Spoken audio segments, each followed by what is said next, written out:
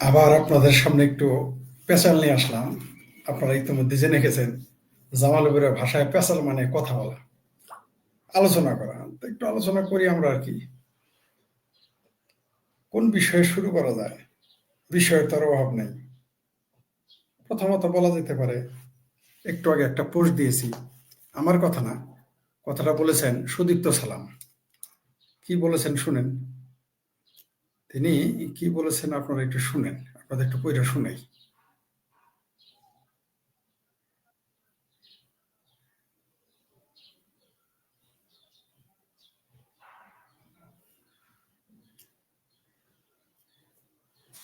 সুদীপ্ত সালাম আমার খুব পছন্দের মানুষ। তিনি আগে প্রথম আলোতে চাকরি করতেন, চমৎকার ফটোগ্রাফার, তার অনেক গুণ আছে।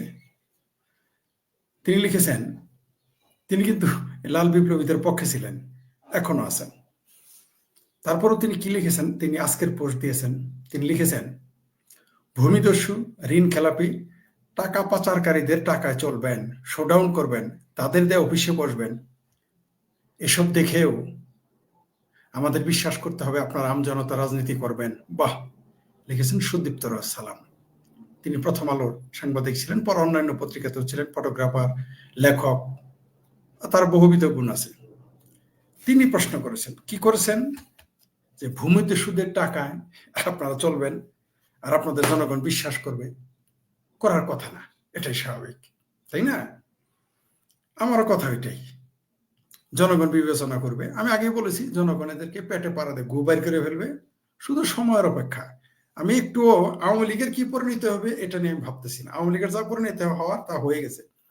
তারা ক্ষমতাচ্যুত হয়েছে, তারা রাস্তা ঘাটে চলতে পারতেছে না, ঘরে থাকতে পারতেছে না, বাড়িতে থাকতে পারতেছে না, এমনকি কোর্টে জেলে গিয়েও শান্তি নেই, অত্যাচারিত হচ্ছে। আমি তাদের নিয়ে একটু ভাবতেছি না, কারণ আওয়ামী লীগ একটি বড় রাজনৈতিক দল। তাদের এই অত্যাচার, অবিচার বা দুর্নীতি করলে তার বিচার সবই সহর ক্ষমতা, সহ্য করার ক্ষমতা এদের আছে। কিন্তু এই যে তথাকথিত সমন্বয়ক, যাদের দুধের দাঁত পড়ে নাই, তারা আসছে রাজনীতিতে। দুধের দাঁত পড়ে নাই, হাঁটতে শিখে নাই, তারা আসছে দৌড়াইতে। যার দুধের দাঁত পড়ে নাই সে আসছে হাড্ডি কামড়াইতে। এদের পরিণতি কি হবে সেটা নিয়ে আমি কিন্তু চিন্তিত। আমি চিন্তিত এই সমন্বয়কদের নিয়ে, আমি চিন্তিত যারা উপদেষ্টা হিসেবে ক্ষমতায় আছেন তাদের নিয়ে। আমি আওয়ামী লীগ নিয়ে একটু চিন্তা ভাবনা করি না, কারণ আওয়ামী লীগ এদের সাথে 50 গুণ বেশি খারাপ। আওয়ামী লীগের ভাইরা মাইন্ড করেন না, কারণ সকল সমন্বয়ক মিলে যত না খারাপ, এক জেলা কমিটির ছাত্র লীগের যা আছে, যুবলীগের যা আছে, বেশি খারাপ। এই পরিণতি সামনে এরা ভোগ করবে। আমি তাদের নিয়ে চিন্তিত, আপনাদের নিয়ে চিন্তিত না আমি। অনেকে আমাকে বলে, ভাই এটা বলেন, এটা না ভাই। আমি আমার ভাষাতেই বলবো, আপনারা শেখ হাসিনাকে এবং আওয়ামী লীগকে ফিরিয়ে আনার জন্য রাজনীতি করতেছেন, ক্ষমতা নেওয়ার জন্য। আমি ক্ষমতা নেওয়ার জন্য না, আমি চাচ্ছি মুক্তিযুদ্ধের পক্ষের শক্তি, পক্ষের ব্যক্তিরা ক্ষমতায় আসুক। তাই আপনাদের ভাষা, আপনাদের চিন্তা, আমার চিন্তার মধ্যে একটু ফারাক থাকবে। যখনই শেখ হাসিনা ক্ষমতায় চলে আসবে, আপনাদের আন্দোলন শেষ। যারা আওয়ামী লীগ করেন, যারা যুবলীগ করেন, যারা ছাত্রলীগ করেন, যারা কৃষক লীগ করেন, যারা ওলাবিলাই লীগ করেন, ওলাবিলাই লীগ বুঝছেন তো, যে ওলামা লীগ, বা আরো যারা আওয়ামী লীগের যত অঙ্গ সংগঠন আছেন, তাদের লক্ষ্য হচ্ছে আওয়ামী লীগের ক্ষমতায় আনা, আপনাদের আন্দোলন শেষ। আমার আন্দোলন শেষ হবে না। আমার আন্দোলন হলো মুক্তিযুদ্ধের পক্ষের। আমার আন্দোলনটা হচ্ছে এন্ডলেস। আমাকে ভ্যান গার্ড হয়ে থাকতে হবে। আমি ভ্যান গার্ড হয়ে থাকবো কার? যারা মুক্তিযুদ্ধের বিরোধিতা করবে তাদের বিরুদ্ধে কথা বলে আমার কাজ। কারণ আমি মুক্তিযোদ্ধাদের সাথে চলেছি, তাদের কাছে তাদের মুখ নিঃসৃত, বইয়ে লেখা না, তাদের জীবন কাহিনী শুনেছি, আমি দেখেছি। তাদের কথার মাধ্যমে আমি দেখতে পেয়েছি যে এই বাংলাদেশটা কত কষ্টের মাধ্যমে অর্জিত হয়েছে। তাই আমি মুক্তিযুদ্ধের বিরোধিতা যারা করে তাদের বিরোধিতা করে যাব। তাই আমার চিন্তা, চেতনা, কাজ, কর্ম, লেখা, বলা সব ইনলেস।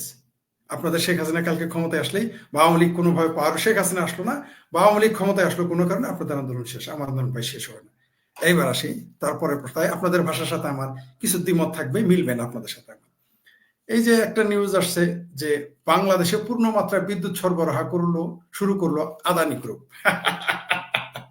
কি ইন্ডিয়া বয়কটে গ্রুপের আমিরুল মুশরিকিন, প্যানিক ভট্ট, তারপর আমতারেক, তারপর ভিপিনুরা, তারপর সাংঘাতিক ইলিয়াস, এবং আরো নাম না জানা অজানা নামে বেনামে যারা জামাতি, হেফাজতি এবং হিজবুতি আছেন, এবং মুক্তিযুদ্ধ বিরোধী, যারা হিন্দু বিদ্বেষী, ভারত বিদ্বেষী। একটাই কারণ, মুক্তিযুদ্ধের বিরোধিতা। আপনারা বিরোধী, ভারত এবং হিন্দুরা মুক্তিযুদ্ধের পক্ষে, তার জন্যই তো ক্ষোভ। আজকে ভারত যদি মুক্তিযুদ্ধ বিরোধিতা করতো, তাহলে তারা ভারতের বিরুদ্ধে আপনারা যেতেন না, হিন্দুর বিরুদ্ধে আপনারা যেতেন না, এটা স্পষ্ট। তো ভারত বয়কট যারা করেন তারা এখন কোথায়? তারা এখন কোথায়? এই যে আপনাদের যে এত কিছু আসতেছে, পরশুদিন শুনলাম হাজার হাজার টন চাল আসলো, তো আপনারা নাকি ভারত ছাড়া সবকিছু চলবে, নেন কেন? এরা আবার কত বড় হিপোক্রেট জানে, একজন বলে টাকা দিয়ে তো কিনি, আবার আরেকজন বলে ভারত তো না খায় মরবে, তো মরতে দাও ওদের, টাকা দিয়ে তুমি অন্য জায়গা থেকে কিনো, আর দোকান নাই, দোকান একটাই। দোকান একটাই, নাকি আসলে ভারতের দোকান ছাড়া তোমরা চলতে পারবে না? কোনটা সত্য? সত্য হলো ভারত ছাড়া চলা যাবে না। চাপা যতই মারেন আপনারা, ভারত ছাড়া চলতে পারবেন না। সবচেয়ে হাস্যকর বিষয় যে আমাদের বাংলাদেশের পরিবেশ উপদেষ্টা বলেছেন, যাকে আমি আদর করে কন্ডম উপদেষ্টা বলি, যিনি হরিকোটায় নিয়োগপ্রাপ্ত, ঠিক আছে, সেই কন্ডম উপদেষ্টা বলেছেন যে বায়ু দূষণের 30% নাকি প্রতিবেশী রাষ্ট্র থেকে আসে। এখন আর ভারত বলে না, প্রতিবেশী। কেন ভারত বলেন না কেন? লজ্জা করে? সমস্যা মনে হয়? ডরাই গেছেন? কি বলছে? যে প্রতিবেশী রাষ্ট্র থেকে আসছে। আমি মাঝে মাঝেই বলি যে বাংলাদেশে যাই ঘটুক তো দূরের কথা, মক্কায় যদি ঠাটা পড়ে একদিন বাঙ্গুরা, এই বাংলাদেশের মুসলমানদের যারা ভারত বিরোধী, হিন্দু বিরোধী এবং মুক্তিযুদ্ধ বিরোধী, তাদের আমি বাঙ্গু ডাকি, তাদের বলি আপনারা একদিন মক্কায় ঠাটা পড়লো ভারতের দুষবেন। যেহেতু পরিবেশ দূষণের কথাটা বলছেন, এই বদবায়ু এগুলো আসে, আবার ওই বালিস্টার ফুয়াদ নাকি বলছে যে হিমালয়ের গন্ধ হয়ে নাকি কি যেন হিমালয়ের বাতাস হয়ে এখানে আসে, এই ধরনের কি যেন বলেছিলেন, আমার মনে নেই এখন। এই যে আপনারা যে অভিযোগ দেন কথায় কথায় ভারতের বিরুদ্ধে, এসব আপনাদের যাবে না, এটা আমরা জানি। তারপরে বলি, আমার ধারণা কয়দিন পরে এই কন্ডম উপদেষ্টার ভাষায় কেউ বলতে পারে যে বাংলাদেশে যে বদবায়ুর যত গন্ধ পাওয়া যায়, মানুষের যে বদবায়ুর গন্ধ সারা বাংলাদেশে আছে, এগুলোর 50% ভারত থেকে আসে, এটাও বলে ফেলতে পারে একদিন, বলবে, আমি জানি, নিশ্চিত থাকেন। আমি আওয়ামী লীগ ক্ষমতায় থাকতেই একবার বলেছিলাম এবং লিখেছিলাম যে বাংলাদেশে একদিন দুর্ভিক্ষ হবে, হবেই, টুডে টুমরো। সেদিন যে দলই ক্ষমতায় থাকুক, যে মতের মানুষ থাকুক, শুধু ভারতকে দোষ দিবেন, আপনার জনগণ মেনে নেবে। বুঝতে পারছেন তো? পরিবেশ দূষণ, বায়ু দূষণ, এগুলো ভারতের দোষ। তাহলে ওই যে কি কোন মুরাল ঢেকে দিয়েছেন ছাত্র জনতার আপত্তিতে, মুক্তিযুদ্ধের স্মৃতি বিজড়িত মুরাল ঢেকে দিয়েছেন, ওরকম আপনারা বাংলাদেশের সাথে ভারতের যে সীমান্ত আছে সেখানে লম্বা ত্রিপল টানায় দেন আপনারা, তাহলে হয়ে যাবে, তাহলে আর গন্ধ আসবে না। সবচেয়ে আশ্চর্যের বিষয় এই যে স্বাধীন বাংলাদেশে মুক্তিযুদ্ধের স্মৃতি বিজড়িত মুরালকে ঠেকে দেওয়া হয়, এর চাইতে হাস্যকর এবং বেদনাদায়ক একই সাথে আর কি থাকতে পারে? তাহলে এই তো আসলে কি লিখছে ছাত্র জনতা, এখন আর লেখে না তৌহিদি জনতা, শরম পায়। তৌহিদি জনতা লিখলে ধরা খায় বিদেশে, ধরা পেয়ে গেছে, এতদিন পত্রিকা আসতো তৌহিদি জনতা, এখন লেখে ছাত্র জনতা। এটা কোন ছাত্র জনতা? যে ছাত্র জনতা জিন্নার দর্শন অনুসারী, যে ছাত্র জনতা 47-এর সাম্প্রদায়িক চেতনার অধিকারী, যে কোন ছাত্র জনতা? যে ছাত্র জনতা 1971 বিরোধী চেতনার অধিকারী, এরা তো সেই ছাত্র জনতা। মুক্তিযুদ্ধের স্মৃতি বিজড়িত মুরাল আপনাকে আহত করে না? এই একটা আজব দেশ। অর্থাৎ এরা কিন্তু প্রতি কদমে কদমে, মানে আমাদের জামানের ভাষায় বলে প্রতি পরতে পরতে, মানে রন্ধ্রে রন্ধ্রে প্রমাণ করে দিচ্ছে যে এরা আসলে মুক্তিযুদ্ধ বিরোধী সরকার। এটা আর আমাদের নতুন করে বলার কিছু নাই, এরা প্রতি কদমে কদমে প্রমাণ করতেছে। তার সর্বশেষ সংযোগ হচ্ছে এই আপনার মুক্তিযুদ্ধের মুরাল ঢেকে দেওয়া।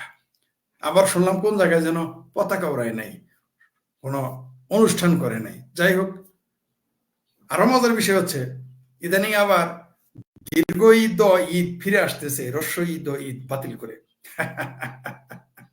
সংস্কার, এটা হচ্ছে সংস্কার। ঈদ ফিরে এসেছে দীর্ঘ ই নিয়ে। নজরুলের কবিতাটা আমি ভুলে গেছি যে কি, গরিব ও কিষানির ঘরে নাকি আবার এসেছে ঈদ, রমজানের ওই রোজার শেষে এলো খুশির ঈদ। খুব গান গাইছেন আমাদের ফেরদৌসিয়ারা, এটা আমরা ছোটবেলা শুনতাম, অনেকদিন শুনে এখন শুনি, কিন্তু এই গানের যে পরের লাইনটা কি সেটা আর বলে না। যেমন নজরুলকে নিয়ে মসজিদের পাশে মরে কবর দিও ভাই, এটা বাংলাদেশের লোক জানে, কিন্তু নজরুল যে নিজে বলছে আমাকে সীতার আগুনে জ্বালায়ও, এটা কেউ বলে না এই দেশের লোকেরা, ওইটা আর বলে না। কবিতার লাইন দিয়েই বলে ফেলছেন কবর দিও এইখানে মসজিদের পাশে।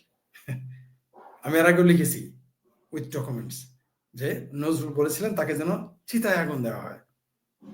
এবং তার পুত্রের নাম তো জানেন, কৃষ্ণ মোহাম্মদ।